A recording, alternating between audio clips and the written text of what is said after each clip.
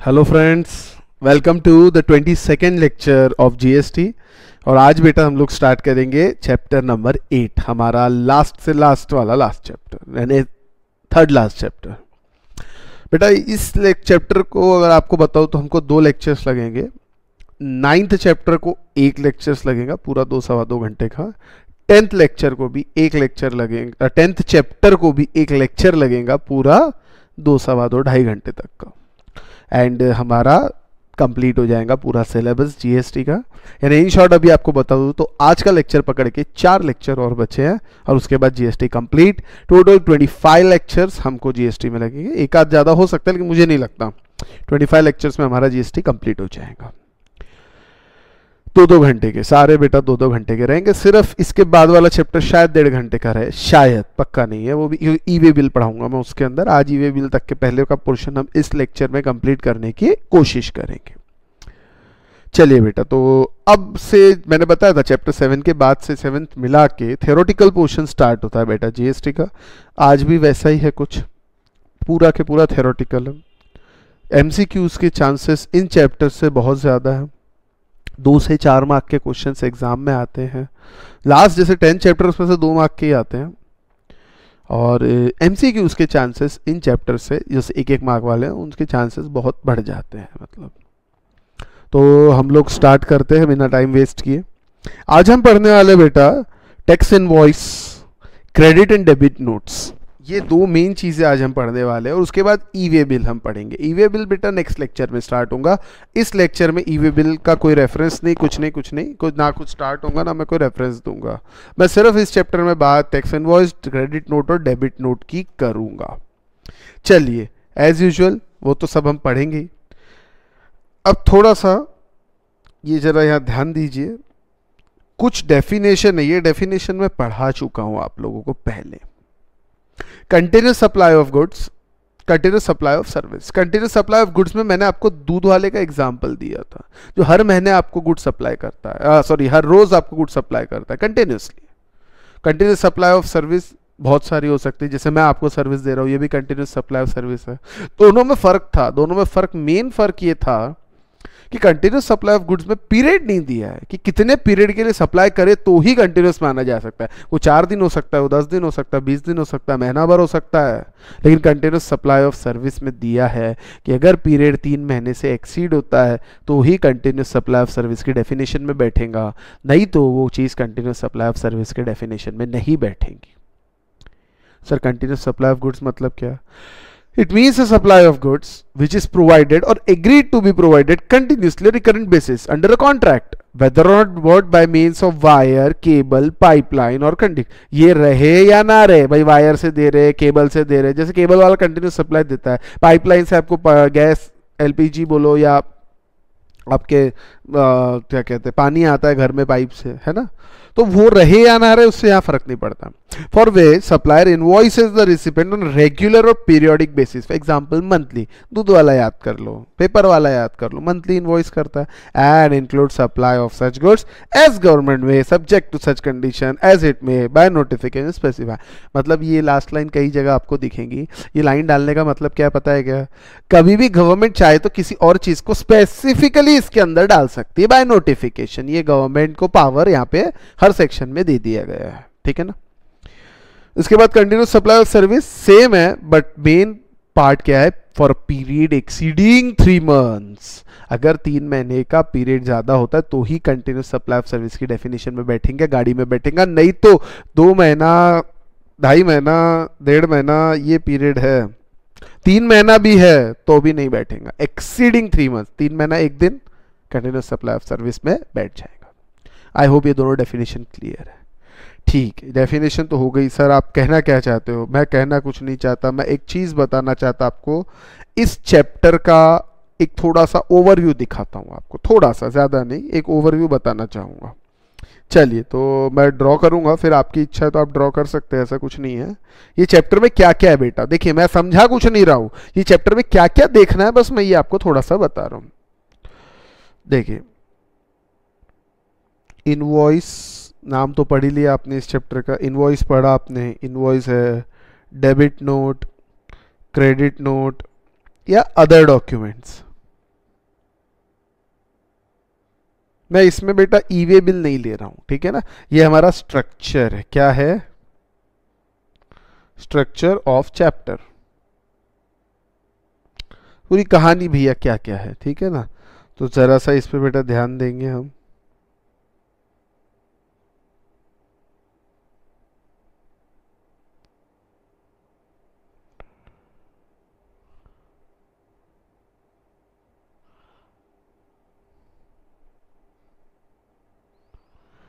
चार पार्ट, चार पार्ट। पहला पार्ट ड्रॉ करने की आवश्यकता नहीं है वैसे, लेकिन समझना है आपको आगे के लिए तो आप ड्रॉ कर सकते हो, ऐसा कुछ नहीं है, ठीक है। पहला मैं बात करूंगा इनवॉइसेस की, काय की बात करूंगा मैं, इनवॉइसेस। बेटा तीन तरह के इनवॉइस होते हैं, कितने तरह के, तीन तरह के, कौन कौन से सर,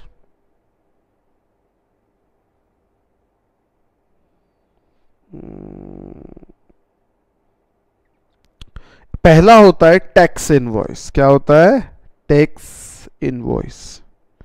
दूसरा होता है बेटा बिल ऑफ सप्लाई, कुछ याद आ रहा है क्या, बिल ऑफ सप्लाई, हाँ सर कंपोजिशन वाला देता है, हाँ ऐसा ही कुछ बताया था, ठीक है। और तीसरा होता है बेटा रिवाइज्ड इनवॉइस। रिवाइज्ड इनवॉइस मतलब क्या, तो गलती हो गई फाड़ के फेंक के नया बनाया उसको रिवाइज बोलते, नहीं कभी नहीं। जीएसटी में एक बात मेरी गार्ड बांध लेना, एक बार इनवॉइस बन गया तो बन गया। अब उसमें रिवाइज अगर रिवीजन करना है तो क्रेडिट नोट डेबिट नोट का ही सहारा लेना पड़ेगा। आप बोलेंगे नहीं अब मैं रिवाइज इनवॉइस बनाता हूं, नहीं रिवाइज इनवॉइस उसको नहीं बोलते। दो नाम से आपको ऐसा लगता है अरे पुराना इनवॉइस को रिवाइज कर लिया, नहीं नहीं नहीं ऐसा नहीं है, मन माने या ना माने रिवाइज इनवॉइस वो नहीं है, रिवाइज इनवॉइस दूसरी चीज है, मैं बताऊंगा आपको, और मैंने बताया भी है। हो सकता है अभी आपको याद ना आए, लेकिन जब याद दिलाऊंगा कि पूरा याद आ जाएगा, ये भी आपको अभी बता दूंगा, ठीक है। चलिए ये तो इनवॉइसेस के बारे में हो गया। इनवॉइसेस के बाद रहते हैं वाउचर्स, इनवॉइसेस के बाद है वाउचर्स, इसके बाद है चालान्स, और इसके बाद है डेबिट नोट और क्रेडिट नोट। ये अपने को पढ़ना है, ठीक है, डेबिट नोट क्रेडिट। चालान में दो चालान आप लोगों के सिलेबस में फिलहाल है, मैं पहले ये बता देता हूँ। एक है रूल 54 का चालान, और दूसरा जो वेरी इंपॉर्टेंट, इसका जिक्र मैंने पिछले लेक्चर में किया था थोड़ा सा, रूल 55 चालान। तो सर वाउचर्स क्या है, वाउचर्स बेटा जरा सा यहाँ लेकर जाता हूँ, ठीक है ना, चलेगा ना, हाँ चलेगा क्या सर, चला लेंगे, इसमें क्या है। वाउचर्स भी बेटा तीन तरह के हैं, कौन कौन से, एक है रिसिप्ट वाउचर, एक है रिसिप्ट वाउचर, दूसरा है आपका, इसको लाइन जोड़ ही देता ना, दूसरा है आपका रिफंड वाउचर, और तीसरा है पेमेंट वाउचर। क्या है सर ये मुझे, अरे बेटा आपको नहीं पता ये सब क्या है, मैं तो सिर्फ स्ट्रक्चर बता रहा हूँ। अपन इनवॉइस पढ़ेंगे, अपन वाउचर पढ़ेंगे, अपन चालान पढ़ेंगे, अपन डेबिट नोट क्रेडिट नोट पढ़ेंगे, अपन ई वे बिल पढ़ेंगे, तो ई वे बिल का तो पूरा अलग ही बताऊंगा। अब इनवॉइस कितने तरह के सर, टैक्स इनवॉइस होता है, बिल ऑफ सप्लाई होता है, रिवाइज इनवॉइस होता है। वाउचर कितने तरह के, रिसिप्ट वाउचर होता है, रिफंड वाउचर होता है, पेमेंट वाउचर होता है। चालान कौन से पढ़ने, रूल 54, रूल 55, और फिर डेबिट नोट और क्रेडिट नोट। इसमें क्या पढ़ना है, कुछ नहीं, डेबिट नोट पढ़ना है, क्रेडिट नोट पढ़ना है, सिंपल। मतलब पढ़ना क्या है, चैप्टर समझ में तो आए हैं, ठीक है ना। अब इसके अंदर थोड़ा इनवॉइसेस पे डिस्कस करता हूं थोड़ा सा। अब टैक्स इनवॉइस की अगर मैं बात करूं तो बेटा ये गुड्स का भी होता है, ये सर्विसेज का भी होता है।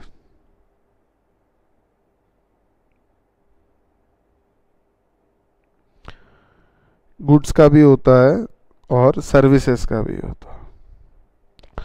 अब गुड्स में कौन सा, एक होता है बेटा नॉर्मल केस, नॉर्मल केस जो नॉर्मल रहता है, एक होता है कंटिन्यूस सप्लाई। कंटिन्यूस सप्लाई पता है ना, अभी बताई थी कंटिन्यूस सप्लाई की डेफिनेशन। और एक रहता है रिटर्न, सेल्स ऑन रिटर्न और अप्रूवल बेसिस, ये भी बताया हुआ है, सेल्स ऑन रिटर्न और अप्रूवल बेसिस। अरे भैया आप किसी क्या गुड्स भेजते हो भैया, पसंद आए तो रखना, नहीं तो वापस दे देना। तो उसके अंदर इनवॉइस कब बनेगा, टैक्स इनवॉइस कब देना, ये सारी चीजें रहेंगी कि नहीं रहेंगी, इस टाइप की चीजें थी बहुत सारी। वैसे ही सर्विस के अंदर भी कौन कौन सा, एक तो नॉर्मल केस, एक है वही कंटिन्यूस सप्लाई,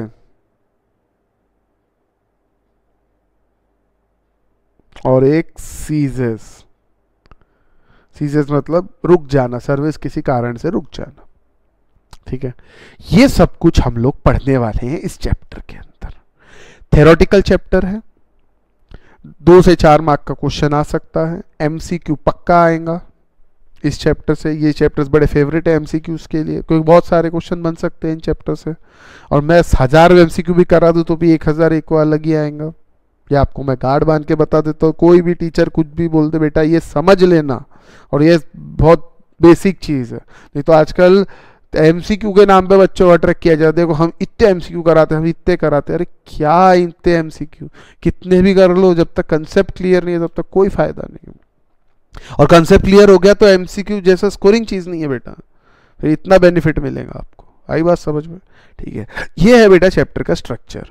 अब मैं एक एक चीज़ पकड़ के आपको समझाने की कोशिश करूंगा और ये एक एक पे टिक लगाते जाऊंगा, हाँ ये देख लिया, ये देख लिया। आई बात समझ में? ठीक है, तो चलिए श्री गणेश करते हैं।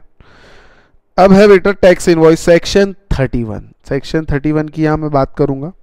तो सबसे पहले तो बेटा इसका टेक्स्ट बेयर टेक्स्ट दिया हुआ है, ठीक है। तो इसको फिलहाल हम लोग नहीं पढ़ते बेयर टेक्स्ट को, हम लोग एनालिसिस पे आते हैं। और अगर कुछ बेयर टेक्स्ट से पढ़ना होगा तो मैं आप लोगों को वो चीज़ ज़रूर बताऊंगा।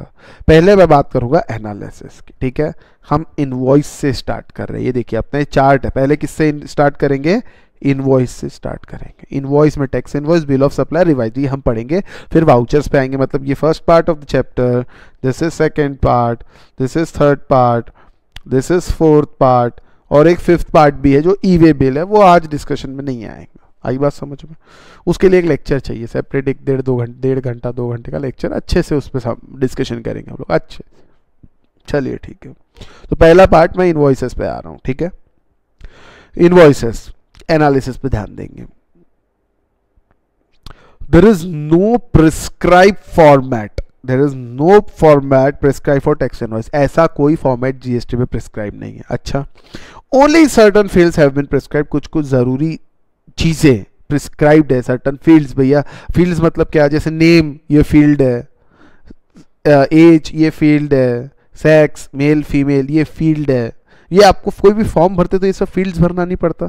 Necessary, address, phone number, email ID, ये सब ये फील्ड्स है, बराबर है। तो वैसे ही इनवॉइस में कुछ फील्ड्स बेटा प्रिस्क्राइब्ड है, वो आपको पढ़ना पड़ेगा। ऐसे 22-23 फील्ड्स है जो प्रिस्क्राइब्ड है, वो कंपलसरीली आपको फिलअप करना पड़ता है। मैंडेटरी फील्ड्स, ठीक है, जिसको मैंडेटरी फील्ड्स कहा जाता है।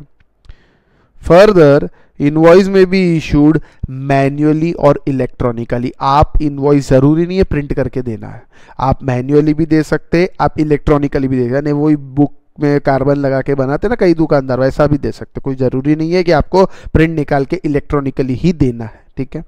क्वेश्चन आ सकते हैं एमसीक्यूज में, ध्यान रखना है चीज। Issuance of electronic invoice is not mandatory, important.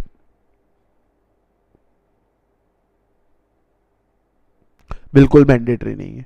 Tax invoice issued by supplier of taxable goods, taxable service. अब मैं किस पे आ रहा हूं, जरा ध्यान देना। मैं आ रहा हूं टैक्स इनवॉइस पे। मैं किस पे आ रहा हूं? पहले टैक्स इनवॉइस पे गुड्स और सर्विसेज के केस में। काय पे आ रहा मैं? टैक्स इनवॉइस पे गुड्स और सर्विसेज के केस में। समझ आई बात? ये देख लो, tax invoice by supply in case of goods, in case of service. अब ये मैं पहले पूरा पार्ट आपका कंप्लीट कराऊंगा, ये वाला पार्ट, ठीक है, ये जिसमें मैंने अभी टिक किया, बराबर। तो चलिए ध्यान देंगे बेटा इसके ऊपर। तो tax invoice shall be issued by registered person supplying taxable goods और टैक्सेबल सर्विस, और बोथ। जो आदमी टैक्सेबल गुड्स सप्लाई करता है, टैक्सेबल सर्विस सप्लाई करता है, बेटा उसको टैक्स इनवॉइस देना होगा, ठीक है। ये तो सर मालूम है हमको, क्या बता रहे हैं।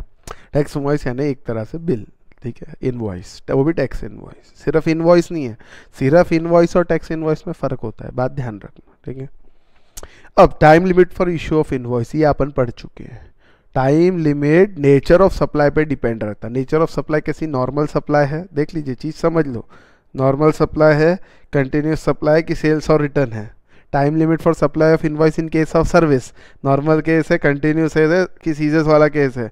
मुझे अच्छे से याद है, मैंने आप लोगों को पढ़ाया था at the time of before or at the time of removal. Goods के केस में सर्विस 30 डेज के बाद भी दे सकते हैं at the time of service, और 30 बिफोर और आफ्टर सर्विस खत्म होने के 30 डेज बाद भी दे सकते हैं, 30 डेज तक दे सकते हैं, 31st डे, 61st डे, ये सब कुछ तो ही पढ़ा था, बस वो यहाँ एक बार थोड़ा ब्रशअप करा देता हूँ मैं, ठीक है ना, क्योंकि यहाँ पे है वो चीज़ें, ठीक है, ध्यान देना बेटा।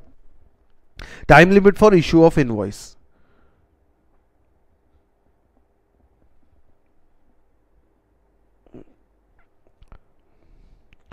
The time limit for issuing an invoice would depend on nature of supply। भैया वो सप्लाई गुड्स का है कि सप्लाई सर्विसेज का है, दोनों की टाइम लिमिट का अलग अलग है। ये टाइम लिमिट के बारे में अपन ऑलरेडी पढ़ चुके हैं, लेकिन फिर से यहाँ रिपीट होगा।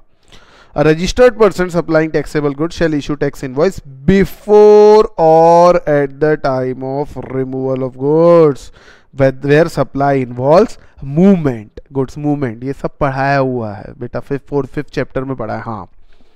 और in other case before or at the time of delivery or making available thereof to the receive. Making available का भी बताया था, मेरी क्लास है, उस क्लास में बेंचेस लगे हैं, प्रोजेक्टर लगा है, सब कुछ लगा हुआ है, बोर्ड मार्कर वार्कर सब पड़े हैं। कोई दूसरे टीचर आते हैं, भैया क्लास लेना है मुझे आपका एक क्लास दे दीजिए, तो मैं जो प्रॉपर्टी दे रहा हूँ उनको गुड्स सहित दे रहा हूँ। अब मैंने उनको बेंचेस भी दी, मैंने उनको टेबल भी दिया, मैंने उनको प्रोजेक्टर भी दिया, मैंने कंप्यूटर भी दिया, मैंने पेन मार्कर बोर्ड सब दे दिया साथ में। तो बेटा मूवमेंट हुआ क्या? नहीं सर, गुड्स तो वहीं के वहीं है। तो इसको क्या बोलते हैं? Making available to the recipient. क्या कहेंगे? Making available to the recipient. मैं उनको प्रोजेक्टर अवेलेबल करा रहा, मैं उनको बेंचेस अवेलेबल करा रहा, मैं बोर्ड अवेलेबल करा रहा, ये सब चीज़ें। तो उसको भी ट्रांसफर मानते नहीं मानते, बस सेल सप्लाई मानेंगे नहीं मानेंगे, ठीक है। Eight the time of delivery या मेकिंग अवेलेबल, मैंने उनको अवेलेबल करवा दिया, ठीक है। गवर्नमेंट में on recommendation of council bye notification specify the category of goods supply in respect of which a tax invoice shall be issued within a such manner and time as be prescribed। अब government ने क्या prescribe किया जरा देखना। ये तो goods के case में हो गया, ये तो आप लोगों को पता भी है, ठीक है। अब मैं आता हूँ बात में सर्विसेज के केस में। In case of supply of taxable service, tax invoice may be issued before or after provision of service but within the specified period. कितना है स्पेसिफाइड पीरियड? 30 डेज। याद है कि नहीं? पता नहीं, याद हो तो अच्छा, नहीं हो तो चुल्लू भर पानी लेना। Government may notify the category of service in respect of which any other document is issued in relation to supply shall be deemed to be tax invoice or tax invoice may not be issued। ऐसा government कभी भी कर सकती है, ठीक है। दूसरी चीज, अब इसके बेटर डिटेल के अंदर आएंगे। In case of goods, in case of service. In case of goods का आपको बताया था, it shall be issued before or at time of removal of goods for supply to the recipient where the supply involves movement. ये mobile है, ऐसा movement हो गया, ठीक है। और डिलीवरी ऑफ गुड्स या मेकिंग अवेलेबल टू रेसिपिएंट, जैसे मेरी क्लास है, मैंने बेंच प्रोजेक्टर अवेलेबल कराया, तो उसको हम बोलेंगे मेकिंग अवेलेबल। तो कब कर सकते हैं invoice? Either at the time of delivery, either before or at the time of removal or at the time of, either before or at the time of delivery. आई बात समझ में? वैसे ही सर्विसेज के केस के अंदर आपको बताता, invoice should be issued either before or after provision of service but within a period of 30 days. 30 days के अंदर अंदर हो जाना चाहिए from the date of supply of service. और यही 30 डेज बन जाते हैं 45 दिन। किसके केस में? Banking company, financial institution, no NBFC etcetera, बराबर है। अब इसमें एक छोटी सी एक इंपॉर्टेंट चीज, इस पे जरा सा ध्यान देना। इंश्योरर, बैंकिंग कंपनी, इन्हीं के लिए प्रोविजन है। Financial institution, NBFC, telecom operator or any other class of supplier of service as may be notified by government making taxable supplies with respect to distinct person as specified in section 25। जिसको section 25 में बेटा deem distinct person के बारे में, मेरा ही branch है और मैं अगर उसको कुछ सप्लाई करता हूं तो ये हम दोनों डिस्टिंक्ट, रजिस्ट्रेशन अलग अलग है तो हम उसको डिस्टिंक्ट पर्सन मानते हैं। अब आपस में अगर सप्लाई करना है, लेना देना करना है, तो टैक्स इनवॉइस इशू कैसे होगा उसके बारे में बात है। मे issue invoice before or at the time such supplier records the same in the books of account or before the expiry of quarter during which supply was made। मान लीजिए 30 अप्रैल को सप्लाई हुआ, इनके केस की बात कर रहा हूं। 30 अप्रैल को अगर सप्लाई होता है और आप इनवॉइस अभी देते नहीं, क्या छोटा छोटा मेरा ही ब्रांच है, अब क्या उसको बार बार इनवॉइस देना, मैं रिकॉर्ड करूं, फिर वो करे, फिर जीएसटीआर 1 में आए, फिर उसके 2A में रिफ्लेक्ट होगा, फिर 3B बनेगा, इतनी सरदर्द कौन करेगा सर? तो एक काम करते हैं, कंसोलिडेटेड इनवॉइस बना देते हैं। तो कब देना है? बिफोर और एट दैट, या तो पहले दे दो, या सप्लायर जब अपने बुक्स ऑफ अकाउंट में रिकॉर्ड करता है, या फिर और before the expiry of quarter, यानी अब ये अप्रैल वाला क्वार्टर कब कंप्लीट होगा, अप्रैल मई जून, 30 जून को ये क्वार्टर कंप्लीट होगा, तो इस क्वार्टर के एक्सपायरी के पहले दे देना चाहिए। 3 में से कोई भी डेट चलेगी, कोई प्रॉब्लम नहीं। आई बात समझ में? चलिए आगे इसके बारे में बेटा 2 चीज और हम देखेंगे, ठीक है। तो ये फ्लो चार्ट आप देख सकते हो बेटा, फ्लो चार्ट में गुड्स और सर्विसेज के बारे में दिया है। Involving movement of goods at the time of removal, before or at the time of removal, no movement at the time before or at the time of delivery, before लिखना रह गया, नहीं भी लिखे चलता। सर्विसेज के अंदर with in 30 days from supply of service, banking insurance के अंदर 45 डेज था, बिफोर भी दे सकते, कोई प्रॉब्लम नहीं है। सेल्स और रिटर्न बेसिस में before or at the time of supply और वो 6 months from the removal which ever is earlier. भैया 6 महीने तक का टाइम दिया है गवर्नमेंट ने, 6 महीने के अंदर अंदर आपका फैसला हो जाना चाहिए कि रिमूवल से 6 महीना कि भैया गुड्स क्या हुआ, या तो वापस आ गया तो ठीक, नहीं आया तो उसको सप्लाई मान लिया जाएगा, सीधी सीधी बात, ठीक है। यानी इनवॉइस इशू करना पड़ेगा। चलिए अब मैं बात करता हूं बेटा दूसरी चीज की, जरा ध्यान देना। मैंने अभी नॉर्मल केस कंप्लीट किया, अब मैं पहले आऊंगा कंटिन्यूस सप्लाई पे। किस पे आऊंगा मैं? कंटिन्यूस सप्लाई के ऊपर, ठीक है। जरा ध्यान देंगे बेटा, इन case of continuous supply of service नहीं, ये थोड़ी मिस्टेक है यहाँ पे, इसको गुड्स करो बेटा, इसको काट के यहाँ पे गुड्स लिखिए। इन case of continuous supply of goods, in case of continuous supply of service. जैसे ही कंटिन्यूस सप्लाई ऑफ गुड्स की बात करें बेटा, आपके दिमाग में दूध वाला पेपर वाला याद आ जाना चाहिए, ठीक है ना। या मिल से लिख सकते हैं आप मिल्क मैन, अरे है ना दूध वाला, ठीक है ना, वो याद आ जाना चाहिए आपको, ठीक है। तो आपको पूरी कहानी आ जाएगी। Successive statement of accounts, where successive statement of accounts, successive payments are involved, invoice shall be issued before, yeah, at the time of each such statement is issued or each such payment is received. Successive statement of account, हर महीने statement of account दिया जाता है दूध वाले का, continuous supply, जनवरी, फरवरी, मार्च, अप्रैल। मान लीजिए जनवरी के महीने की मैं बात कर रहा हूं, जनवरी के महीने पूरा महीना भर उसने दूध सप्लाई किया और उसके बाद वो 1 फरवरी को आपको आके स्टेटमेंट ऑफ अकाउंट देके जाता है, स्टेटमेंट ऑफ अकाउंट आपको देके जाता है और उसके साथ इनवॉइस भी अटैच करता है, या इनवॉइस 1 दिन बाद भी दे सकता है। तो at the time payment are in, तो invoice shall be issued either before या at the time such statement is issued. भैया वो स्टेटमेंट के साथ इनवॉइस अटैच कर दे, ये इतना बिल हुआ, या फिर उसके पहले इनवॉइस दे दे बाद में स्टेटमेंट दे दे तो भी चलेगा, या फिर each such payment is receive, जैसे ही पेमेंट मिल गया विच एवर इज अर्लियर। आई बात समझ में? ये हो गया कंटिन्यूस सप्लाई ऑफ गुड्स के केस में। कंटिन्यूस सप्लाई ऑफ सर्विस का कैसा करेंगे, ये देखिए। कंटिन्यूस सप्लाई ऑफ सर्विस, अब इसके अंदर जैसे वर्क्स कॉन्ट्रैक्ट सर्विस है, ये कंटिन्यू चलती रहती है, तो इसमें 2 चीज आती है बेटा, ये पढ़ाया हुआ है, ठीक है ना, मैं सिर्फ एक बार रिपीट कर रहा हूं।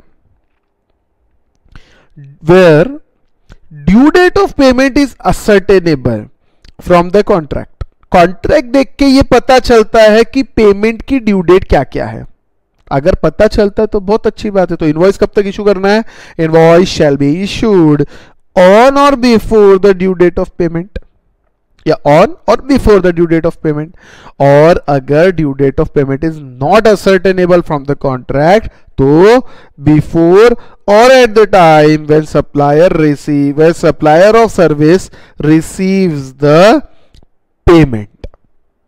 अगर सॉरी अगर पता नहीं चलता है ड्यू डेट ऑफ पेमेंट, कैसे कॉन्ट्रैक्ट देख के नहीं पता चलता कि पेमेंट की ड्यू डेट क्या क्या है, तो भैया या तो पहले या फिर जब सप्लायर जो सर्विस सप्लाई कर रहा है उसको जब पेमेंट मिलता है तब, पेमेंट मिलने के पहले या at the time when the payment. ये मैं क्या पढ़ा रहा हूं मालूम है क्या? ये इनवॉइस कब तक इशू हो जाना चाहिए, ये मैं क्या पढ़ा रहा, इनवॉइस कब तक इशू हो जाना चाहिए। मैं पहले भी थोड़ा सा आपको पढ़ा चुका हूँ, time of supply when invoice is issued और 31 डेज, तो वो सब अपन ने पढ़ा है बेटा, वो चीज़ अलग है जी, है इससे लिंक्ड, पूरा सेम है, लेकिन इनवॉइस कब तक इशू हो जाना चाहिए एक बार फिर से आ गया। इनवॉइस पढ़ रहे हैं ना हम, तो इनवॉइस कब तक इशू होना चाहिए इसके बारे में एक बार फिर से आ गया, तो हम लोग फिर से डिस्कस कर रहे हैं, बाकी कुछ नहीं। और payment is link to completion of an event, कोई पर्टिकुलर इवेंट कंप्लीट होगा तो पेमेंट देंगे, तो सीधा on or before completion of that event. मान लीजिए स्लैब वाइज पेमेंट, आप बिल्डिंग बना रहे हो, वर्क्स कॉन्ट्रैक्ट सर्विस, भैया तेरा स्लैब फर्स्ट स्लैब कंप्लीट होगा तो 30% पेमेंट, सेकंड स्लैब कंप्लीट होगा तो नेक्स्ट 30, थर्ड स्लैब होगा तो नेक्स्ट 30, और दीवारें बन जाएंगी तो बचा 10। एग्जाम्पल दे रहा हूं। तो इवेंट क्या, फर्स्ट स्लैब हो गया 30% पेमेंट, तो वो 30% के लिए on or before completion of that event. आई बात समझ में? तो इस हिसाब से इनवॉइस बनेगा। 2 एग्जाम्पल आप लोगों के लिए दिए हैं, ये आपको पढ़ना है, ये होमवर्क है बेटा, ये आप लोगों को पढ़ना है, ठीक है। अब हाँ, ये आपका हो गया कंटिन्यूस सप्लाई ऑफ सर्विस के केस में, नॉर्मल केस में, ठीक है। सेल्स और रिटर्न अप्रूवल ये आपको थोड़ा सा मैंने अभी बता दिया इसके बारे में, लेकिन फिर से डिस्कशन में ये आएगा और ये सी। अब बेटा 2 चीज डिस्कस करूंगा, ये और ये वाली, ठीक है ना। मैं ये चार्ट के हिसाब से पूरा हम लोग पढ़ेंगे, कुछ भी छूटेगा नहीं। अब मैं फिर कह रहा हूँ बेटा, ये थियोरेटिकल है, ज़्यादा इसमें समझाने जैसा कुछ नहीं। अभी तो थोड़ा बहुत तो भी समझाने जैसा है, इसके बाद तो कुछ भी समझाने जैसा नहीं है। आप लोगों को समझना है खुद को, मतलब ये ऐसा है तो है। अब इनवॉइस में डेट डालना है, HSN कोड लिखना है, सप्लायर का नाम लिखना है, रिसिपेंट का नाम लिखना है, उसका GST नंबर लिखना है, डेट लिखना है, अमाउंट लिखना है, CGST, SGST, IGST लिखना है, साइन मारना है, टर्म्स कंडीशन लिखना है, और ये क्या कहते हैं, इंटरेस्ट रेट है कि इंटरेस्ट रेट वो लिखना है, आपको ट्रांसपोर्टर का डिटेल डालना है, आपको ई वे बिल नंबर डालना है। अब ये सब लिखना है, ये मैं क्या समझाऊँ इसके अंदर, ये सब इनवॉइस में आ जाने चाहिए, सिंपल। समझ रहे, इसमें मैं कुछ समझा ही नहीं सकता ना। हाँ, ई वे बिल क्या होता है जरूर समझाऊंगा मैं आपको। आई होप आप समझ रहे हो, थेरोटिकल पार्ट है बेटा, ठीक है ना। तो भी मैं एक एक चीज़ डिटेल में लेने की कोशिश कर रहा हूँ, जिसमें मैंने आपको पूरा ढांचा दिखाया कि ये चैप्टर है भैया अपना। अब इसमें अपन टैक्स इनवॉइस पे आए, उसके बाद अपन गुड्स पे आए, गुड्स पे नॉर्मल कंटिन्यूस सप्लाई, सेल्स और रिटर्न और बेसिस, सेल्स और रिटर्न और अप्रूवल बेसिस। उसके बाद सर्विस पे आए, नॉर्मल केस, कंटिन्यूस सप्लाई और सीजेस। सीजेस क्या होता है देखते हैं अभी। अब मैं इन 2 की बात करूंगा, तो ध्यान देना। सबसे पहले मैं बात कर रहा हूं सीजेस वाले के, सीज टू एग्जिस्ट।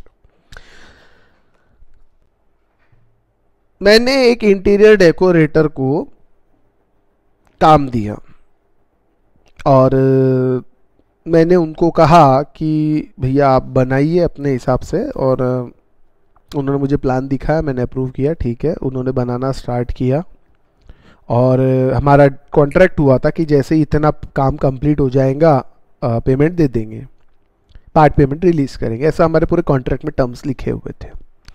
जैसे ही उतना काम मैं देख रहा हूँ रोज काम उस इंटीरियर डेकोरेटर का, लेकिन मुझे काम पसंद नहीं आ रहा है। अब ध्यान से सुनना, समझ लीजिए 20% काम कंप्लीट हो गया, 20% पेमेंट का उसने इनवॉइस बना के मुझे दे दिया कि भैया ये कॉन्ट्रैक्ट में लिखा है इतना काम होगा इतना पैसा लेंगे, 20% काम हुआ 20% पेमेंट मिल जाएगा, या 20% काम हुआ 1 लाख रुपए मिलेंगे, अगेन 20% हुआ तो 2 लाख मिलेंगे, ऐसा कुछ तो भी समझ लो लिखा हुआ है। क्या लिखा है उससे मतलब नहीं है, ठीक है ना। भावनाओं को समझो, मैं क्या कहना क्या चाह रहा। अब हो क्या रहा है, मुझे उसने तो उसका काम उतना कर दिया और उसने इनवॉइस बना के मेरे यहाँ भेज दिया, लेकिन मुझे उसका काम पसंद नहीं आया। बोला नहीं मैं काम से निकालता, मुझे आपका काम बिल्कुल, मुझे आपके काम बिल्कुल पसंद नहीं आया। बोला मुझे आपकी शक्ल बिल्कुल पसंद है, आपका काम बिल्कुल पसंद नहीं आया, तो भैया आप काम मत करो। सेसेशन बिफोर कंप्लीशन, कॉन्ट्रैक्ट पूरा कंप्लीट होने के पहले ही मैंने उसकी सर्विस को सीज कर दिया। सीज यानी खत्म कंप्लीट, या नहीं तेरे से काम ही नहीं कराना, मैं दूसरे से कराऊंगा। Cease cessation of contract before completion, ऐसा हो गया। अब इस केस में इनवॉइस का क्या होगा? पहली बात तो सर जितना काम हुआ वो पैसे में दूंगा क्या? मैं नहीं दिया पैसे, जाओ बनता है जो कर लो, नहीं देता। उस केस में क्या होगा? पैसे दिया तो क्या होगा, बैलेंस का क्या होगा, ये सारी चीजें। तो इस केस में क्या करना है, ये लिखा है सेक्शन 31 सब सेक्शन 6 में, बड़ा आसान है, छोटा सा 4 लाइन का सेक्शन है। In case where supply of service ceases under a contract before the completion of supply complete होने के पहले ही सेसेशन हो गया। Invoice shall be issued at the time when supply ceases and such invoice shall be issued to the extent of supply made before cessation. cessation के पहले तक जितना काम किया है उसकी इनवॉइस दे दो। आई बात समझ में? Eight the time of cessation. अब आपने मुझे बोल दिया, अब मैंने आपको बोल दिया जाओ आज से काम नहीं कराना है, तो आप बोलेंगे ठीक है भैया कोई बात नहीं, नहीं पसंद आया तो कोई बात नहीं, ये यहाँ तक का इनवॉइस है, जितना हमने काम किया उतना पैसा दे दो। अब इसमें दो चीज़ होंगी, एक सर आप पैसा दोगे, दूसरा सर आप पैसा नहीं दोगे, या नहीं देता बनता है जो कर ले। अब क्या करोगे आप? ध्यान से सुनना। अगर पैसा दे देते हैं तो कोई प्रॉब्लम है नहीं, सर पैसा दे दिया कोई प्रॉब्लम नहीं है, जीएसटी वीएसटी सब आपने दिया, मैं गवर्नमेंट को जीएसटी बढ़ूंगा, मैं भी खुश, आप भी खुश, काम खत्म, गवर्नमेंट भी खुश। लेकिन पैसा नहीं दिया तो गवर्नमेंट को कुछ नहीं दोगे आप कि कैसा? बेटा अगर उसने पैसा नहीं दिया, मतलब मैंने आपको पैसा नहीं दिया ना, तो आपको जेब से गवर्नमेंट को देना पड़ेगा, इनवॉइस बनाना पड़ेगा, जितना काम हुआ वहां तक का इनवॉइस बनाना पड़ेगा, और आपको उस पे ऊपर अमाउंट पे जो जीएसटी आएगा वो आपको देना पड़ेगा। वो आपकी प्रॉब्लम है, आप उससे लो या मत लो, आप मेरे से लो या मत लो। यानी एक बात बोलूं, एक बात, जीएसटी में अगर नुकसान होता है ना, या बैड डेब्ट्स ज्यादा बेटर वर्ड है, बैड डेब्ट्स होते हैं ना, तो वो गवर्नमेंट बेयर नहीं करेंगी, गवर्नमेंट को जीएसटी से मतलब है, वो आप बेयर करोगे। ये बात हमेशा देना। बैड डेब्ट्स का कोई बेनिफिट नहीं मिलने वाला, बैड डेब्ट्स का कुछ बेनिफिट, पैसा आए या ना आए आपको गवर्नमेंट को टैक्स देना पड़ेगा। सर मन नहीं मान रहा, मुझसे मुझे मतलब नहीं है, माने या ना माने, रूल यही है। समझ आई बात? आपको इनवॉइस इश्यू करना पड़ेगा, आपको गवर्नमेंट को पैसा देना पड़ेगा, बाकी आप जानो, आपका काम जाने, पैसा आपको मिले या ना मिले वो आपका लुकआउट है। बट सर इनकम टैक्स में तो बैड डेब्ट्स का वो इनकम टैक्स है, ये क्या है? जीएसटी है। आई बात समझ में? ठीक, तो लिखना है तो अब लिख लो, पैसा आए या ना आए, ठीक है ना, गाना आए या ना आए, गाना चाहिए, वैसे पैसा आए या ना आए आपको देना पड़ेगा, ठीक है। बैड डेब्ट्स का कोई बेनिफिट नहीं मिलता, ये बात ध्यान रखना बेटा, बैड डेब्ट्स का कोई बेनिफिट नहीं मिलता। गार्ड बांध के रख लो, ये चीज गार्ड बांध के रख लो, ठीक है ना। इनकम टैक्स में बैड डेब्ट्स का डिडक्शन मिलता है, वो मालूम है, यहाँ ऐसा कुछ नहीं है, ठीक है। अब ये हो गया अपना, ये देखो ये भी करा दिया, ये भी करा दिया, ये भी करा, ये सेल्स ऑन रिटर्न और अप्रूवल बेसिस। तो इसको जरा देख लेते बेटा। अब एक चीज समझना, इसमें भी मैंने आपको बताया था 6 महीने तक आ गया तो ठीक, नहीं तो हम 6 महीने जैसे ही खत्म होंगे हम से सप्लाई मान लेंगे, है ना। Where the goods has been sent or taken or approval basis for sale or return, या तो रख लेंगे या वापस दे देंगे, are removed before supply takes place, invoice shall be issued। Supply हो, देखिए अब आप ज्वेलर हो और आप मेरे पास आते हो, मैं मुकेश अंबानी हूँ, इमेजिन कर लो, इमेजिन करना तो बड़ा ही करना ना बेटा, एग्जांपल लेना तो बड़ा, मैं मुकेश अंबानी हूँ, मेरी बेटी की शादी है, ठीक है, आप बहुत बड़े ज्वेलर हो सूरत के, आप आए मेरे पास, मैं नहीं आऊँगा आपकी दुकान में, आपको बेचना है आप आइए, ऐसा मैं कहता हूँ। मैं मुंबई में, आप कहाँ? गुजरात में, इंटरस्टेट, समझना चीज़ को, कहानी में मत जाना, चीज़ का इसके अंदर का कंसेप्ट समझना, नहीं तो कहानी मुकेश अंबानी की बेटी की शादी है सब समझोगे, कहानी समझना, कहानी नहीं सॉरी, कंटेक्ट, अंदर का कंटेक्ट, मेरी भावनाएं क्या है उसके पीछे।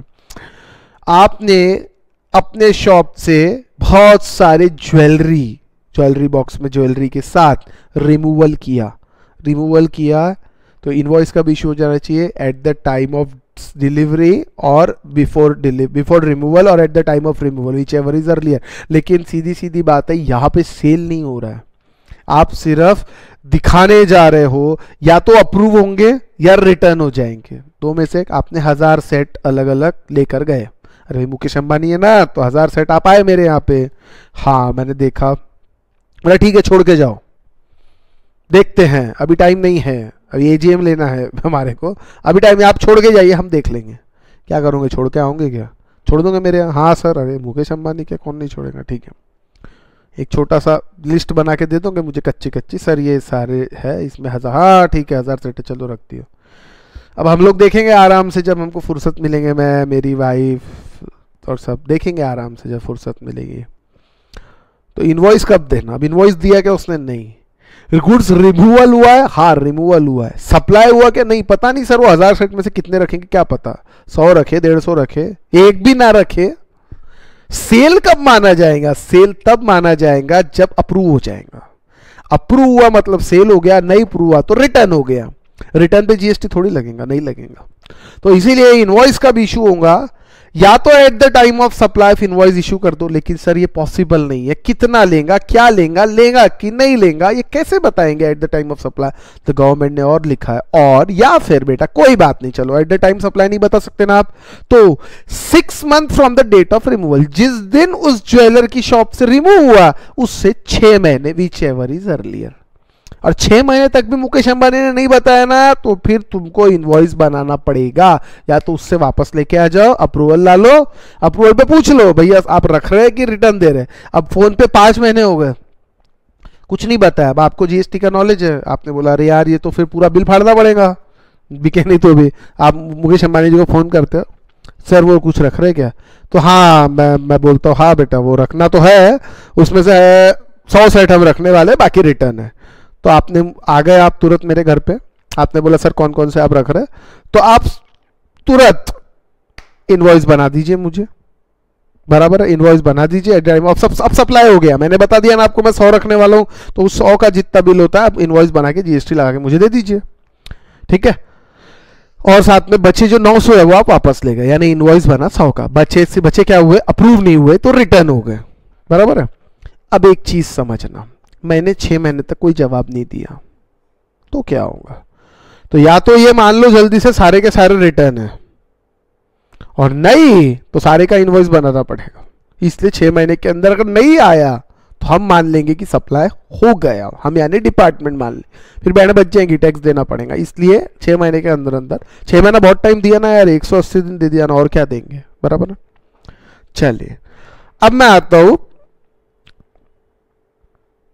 पर्टिकुलर्स पे, particulars of tax invoice. Tax invoice यानी एक बिल, एक दुकानदार आपको बिल दे रहा है तो उसके बिल में क्या क्या होना चाहिए, बस ये है particulars.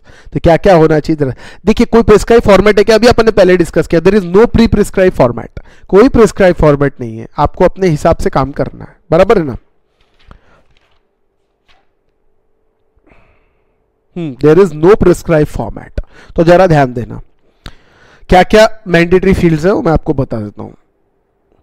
Name, address and GST of supplier, जो सप्लाई कर रहा है उसका नाम, पता और जीएसटी, जैसे निखिल सारडा एंड कंपनी, मेरा एड्रेस और मेरा जीएसटी नंबर। उसके बाद consecutive serial number, serial should be consecutive, not exceeding 16 characters in one or multiple series containing alphabet, numerical, special character, hyphen, dash, slash, combination, unique, financial year. Sir नहीं समझ में आया, कोई बात नहीं, कोई बात नहीं, नहीं समझ में आया तो बहुत अच्छी बात है, समझ में आया तो तकलीफ है, नहीं समझ में आया तो ज्यादा अच्छी बात है। मैं बताता हूँ एग्जाम्पल, चलो Nikhil Sarda classes pen drive बेच रहे, नहीं पहले मिटाता हूँ 1 minute. Nikhil Sarda classes pen drive बेचती है, पता है क्या आपको, हाँ पता है तो ठीक, नहीं पता तो बहुत अच्छी बात है, समझ लो। Nikhil Sarda classes pen drive sale करते हैं। अब मैं इनवॉइस बनाता हूँ, तो इनवॉइस के अंदर ये साल समझ लीजिए 2000, मैं फाइनेंशियल ईयर 1920 की बात कर रहा हूँ, ठीक है।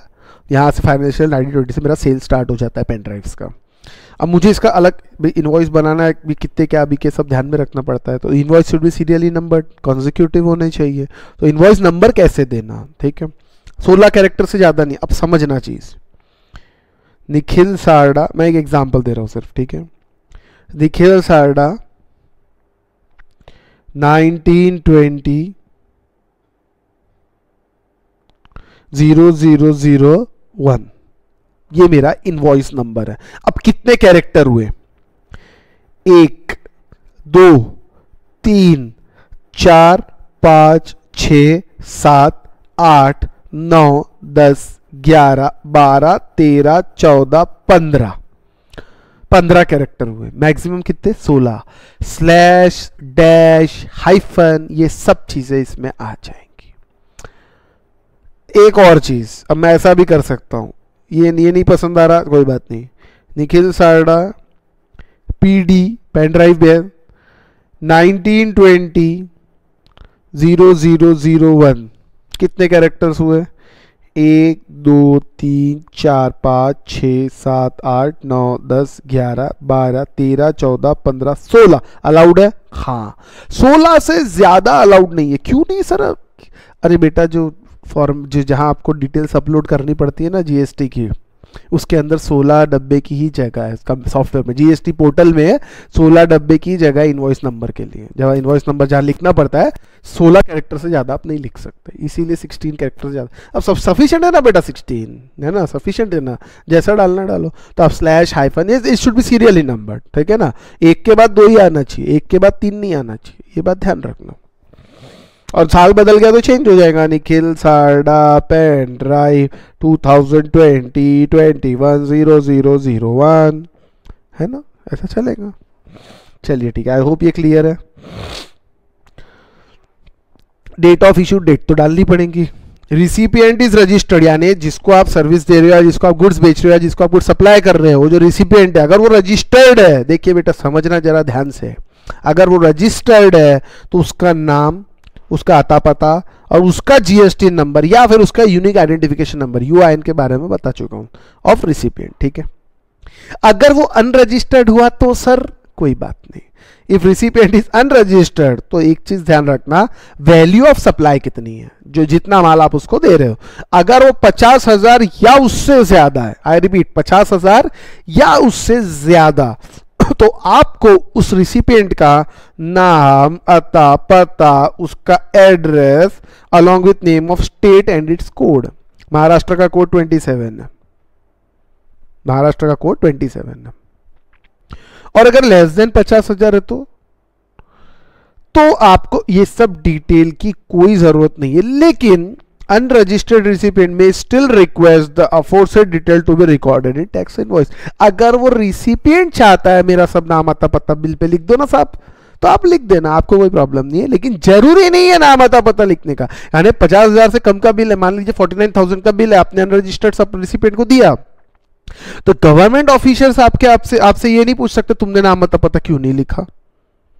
लेकिन अगर 50,000 या उससे ऊपर का बिल है और आपने नाम आता पता नहीं लिखा तो आप शक के दायरे में आ जाएंगे। यानी गवर्नमेंट ये जानना चाहती है कौन ऐसा अनरजिस्टर्ड आदमी है जो 50,000 से ज्यादा की खरीदी कर रहा है और हमको नहीं पता, वो रजिस्टर्ड नहीं है, और 50,000 से ज्यादा की खरीदी कर रहा है तू और रजिस्टर्ड भी नहीं है, ऐसा कौन है, हम जानना चाहते हैं। आई बात समझ में? सिंपल। इसके बाद HSN code, harmonise system nomenclature, ये पढ़ा चुका हूँ। HSN कोड जो भी गुड्स और सर्विसेज का देना पड़ेगा, डिस्क्रिप्शन ऑफ गुड्स सर्विस देना पड़ेगा, quantity in case of goods या यूनिट या यूनिक क्वांटिटी कोड भी, KG, metric ton, etcetera etcetera, total value of supply of goods और सर्विस, और बोथ गुड्स सर्विस और सर्विस दोनों भी सप्लाई कर रहे हैं तो वैल्यू ऑफ गुड्स कितनी हुई, वैल्यू ऑफ सर्विस कितनी।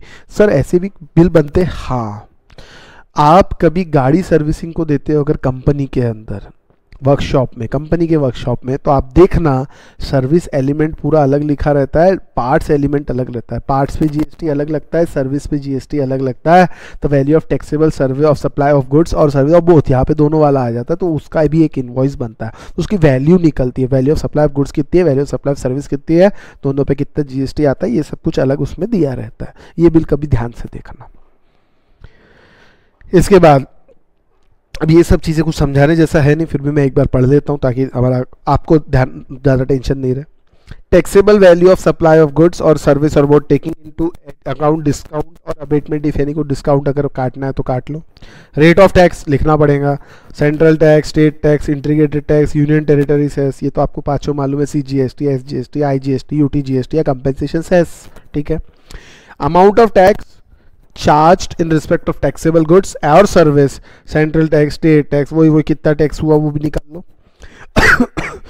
प्लेस ऑफ सप्लाई, सप्लाई कहाँ हो रही है, ठीक है ना, name of state in case of supply is in course inter state trade और कॉमर्स, ठीक है।